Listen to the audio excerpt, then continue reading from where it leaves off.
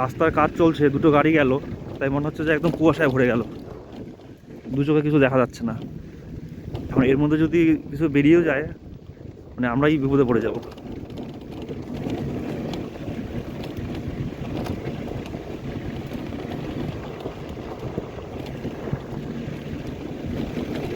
এই rail gate না,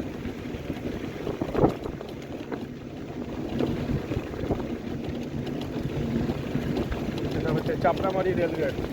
এই গেটে থাকে।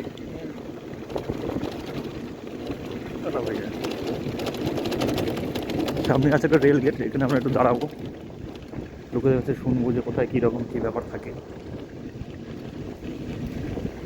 এখন একটু আমরা এখানে দাঁড়াবো। মনীশ কুমার। আমরা এখন আছি চাপড়ামারি রেল গেটে, মানে চাপড়ামারি অভয়ারণ্যের ভিতরে যে রেল গেটটা, সেই রেল গেটের ভিতরে। এবার রেল গেটে রেলের যেটা স্টাফ ছিল তাদের কাছে আমরা পারমিশন নিয়ে একটু এদিকে আসার চেষ্টা করলাম। তারা বললো যে দিকটাতে গিয়ে কিছু কিছু দেখা যায় দিনের বেলা আর কি। তো বললো কিছুক্ষণ আগে, ঘন্টাখানেক আগে একটা বাইসনের পুরো টিম এখান দিয়ে ক্রস করলো। তো ওনাদের কিছু স্টাফ কাজ করছিল রেল লাইনের মধ্যে, তারাও কিছু মানে বেঁচে গেছে আর কি, খুব অল্পের জন্য আর কি। তো আমাদের কিছু জায়গা দেখিয়ে দিল, বলে এই বন্ধু যা হেঁটে আসো, কিছু দেখতেও পারো। এই কিছুক্ষণ আগে এখান দিয়ে বাইসন গেছে, তার যখন প্রমাণে যখন রাস্তা একদম এলোমেলো হয়ে আছে।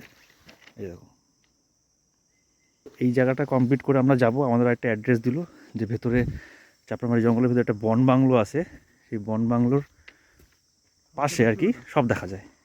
তো দেখি কিছু দেখা যায় নাকি এখানে।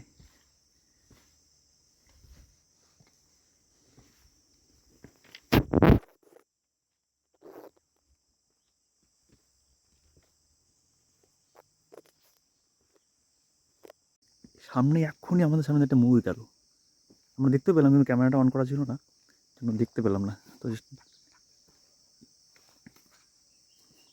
ওই দেখুন ময়ূরের আওয়াজ পাওয়া যাচ্ছে।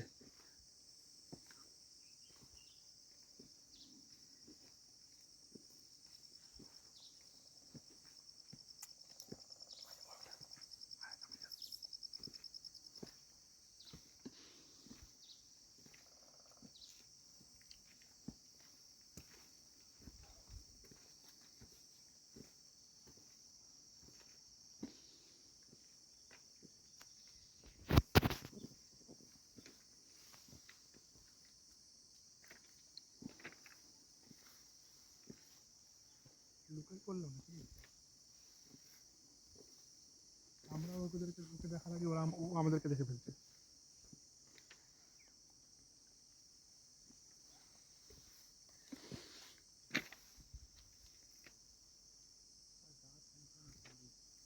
একদম গা ছমছমে পরিবেশ, ভয়ও লাগছে। কিছুক্ষণ আগে এখানে একটা বাইসনের টিম গেল, পুরো টিম।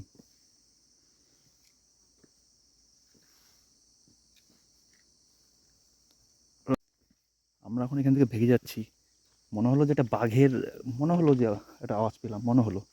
তো আমরা এখানে থাকবো না আর। ওই রেল গেট থেকে আমরা প্রায় কাছাকাছি 1 কিলোমিটার কাছাকাছি চলে আসছি। তো একটা বাঘের মতো একটা আওয়াজ পেলাম, তো আর রিস্ক নিচ্ছি না, আমরা চলে যাচ্ছি। গিয়ে আমরা একটা অন্য জায়গাতে যাবো। খুব ভয় লাগছে এখানে,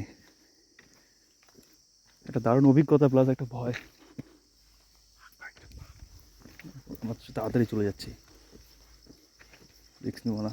কারণ কিছুক্ষণ আগে এখান থেকে একটা গন্ডারের দল গেল, এটা আবার রিটার্ন করতে পারে।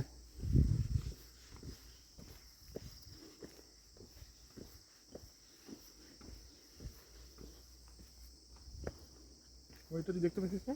মুহূর্তে দেখা গেছে, কিন্তু ক্যামেরাটা করতে পারলাম না।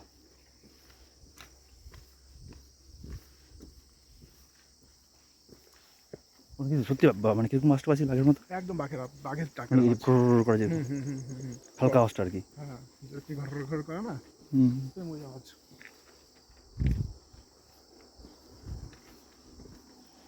দেখি আমরা এখন একটা অন্য জায়গাতে যাবো, আরও একটু গভীর জঙ্গলে যাব, বাইক নিয়ে যাব। এখানে আশা করি কিছু দেখতে পাবো।